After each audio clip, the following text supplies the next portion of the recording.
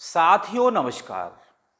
मैं आज एक ऐसे विषय को लेकर आप सभी से संवाद करने जा रहा हूं, जो विषय राजनीति के क्षेत्र में काम करने वाले कार्यकर्ताओं के लिए कहीं अधिक उपयोगी है। मैं यहां पर यह कहना चाहता हूं, चाहे कोई व्यक्ति हो, समाज हो या संगठन, जब वह अपने क्षुद्र स्वार्थों की पूर्ति के लिए अपने घर के श्रवण कुमारों की उपेक्षा करके पड़ोसियों के धुंधकालियों को गले लगाने लगता है, तो सच मानिए कि उसका व्यवहार अब राजा उत्तानपाद की तरह हो गया, जो उत्तम को पाने के चक्कर में सर्वोत्तम यानी ध्रुव की उपेक्षा करने जा रहा है।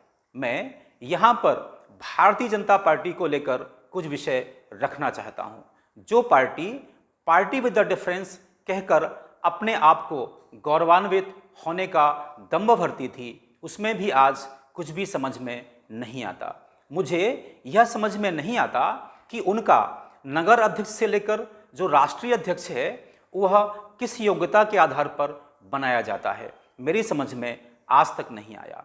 काश यह पार्टी करती कि प्रत्येक पद के लिए कोई एक निर्धारित टास्क दिया जाता और उस टास्क के आधार पर यह कहा जाता कि जो भी कार्यकर्ता इस टास्क को सर्वोत्तम तरीके से करने में समर्थ होगा उससे यह पद दिया जाएगा। तो आप निश्चित मान लीजिए कि यदि ऐसा होता तो कार्यकर्ताओं के बीच एक स्वस्थ स्पर्धा का प्रादुर्भाव होता, उनमें द्वेष ना होता और इससे पार्टी को और अधिक मजबूती मिलती, संगठन को और अधिक मजबूती मिलती। और अभी तक जो एक लांछन लगाया जाता है कि किन्हीं खास लोगों को जो चाटुकारिता करते हैं उन्हें पद मिल जाते हैं, यह बात भी खत्म हो जाती। मैं यहाँ पर भाजपा सहित जो अन्य दल हैं उनके कार्यकर्ताओं को एक गुरु मंत्र देना चाहता हूँ। काश वह इस मंत्र को ध्यान रख सकें। आप यह मान लीजिए, जिस दिन आप में यह सामर्थ्य हो गई कि चाहे वह वार्ड मेंबर हो, चाहे वह विधानसभा का चुनाव हो, चाहे वह लोकसभा का चुनाव हो, जिस दिन आप में ऐसी सामर्थ्य आ गई कि आप अपने बलबूते पर वह चुनाव जीत सकते हैं, तब पार्टी आपकी निश्चित मानिए देवता मानकर आपकी आरती घुमाएगी। अभी तक हाल यह होता है कि जो कार्यकर्ता वार्ड मेंबरी का चुनाव भी खुद नहीं जीत सकता या किसी को नहीं जितवा सकता, उसको भी पद मिल जाता है। लेकिन जिस दिन आपने यह सिद्ध कर दिया कि जनता के बीच जाकर उसकी यदि आप नियमित रूप से सेवा करते हैं, तो आप सच मान लीजिए कि पार्टी आपकी भी पूजा करने को विवश होगी। ऐसे अनेक कार्यकर्ता हैं जो अपने क्षेत्र में बिना चुनाव प्रचार किए वहाँ से जीत जाते हैं।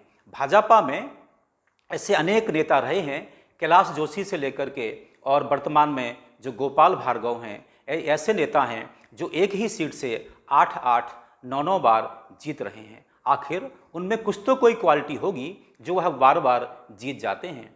जिस दिन कार्यकर्ता ने यह सिद्ध कर दिया कि पार्टी उनको टिकट दे या ना दे, वे तो जीत ही जाएंगे, तो पार्टी निश्चित मानिए कि आपकी आरती घुमाने को विवश हो जाएगी। हमारे छतरपुर जिले में मुझे दो नाम याद आते हैं, श्री पुष्पेंद्र नाथ पाठक जी का और श्री पुष्पेंद्र प्रताप सिंह जी का।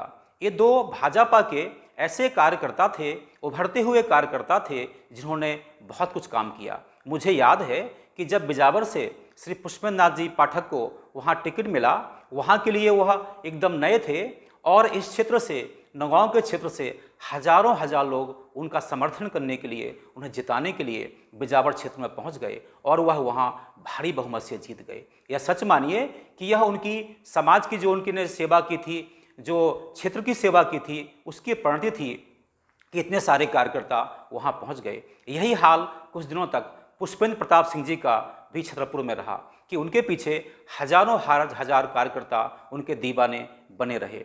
किंतु अब मुझे लगता है कि विधायक बनने के बाद पुष्पेंद्र नाथ जी पाठक और नगर पालिका अध्यक्ष बनने के बाद पुष्पेंद्र प्रताप सिंह जी में वह तेवर नहीं बचे। मैं एक प्रार्थना करता हूँ उन दोनों अपने कार्यकर्ताओं से भी, दोनों नेताओं से भी और बाकी अन्य लोगों से भी, यह पार्टी में जो हमेशा संख्या गिनी जाती है वहाँ पर विधानसभा में एक आपके कितने मेंबर हैं उनकी गिनती होती है। तो मेंबरों को पूरा करने के लिए यह पार्टी की मजबूरी होती है कि उन्हें वो पूरे मेंबर करने पड़ते हैं। इसलिए राजनीति के इस क्षेत्र में वो जो भी कार्यकर्ता वहाँ पर सम्मान पाना चाहता है, सम्मान के साथ रहना चाहता है, यदि वह उसने यह सिद्ध कर दिया कि पार्टी मुझे टिकट दे या ना दे, मैं जिस स्तर का हूँ, मैं वार्ड मेंबर के स्तर का हूँ, मैं नगर में नगर पालिका अध्यक्ष बनने के स्तर का हूँ, या विधानसभा में एक विधायक बनने के स्तर का हूँ, या सांसद बनने के स्तर हूँ, मुझे पार्टी टिकट दे ना दे मैं तो जीत ही जाऊँगा।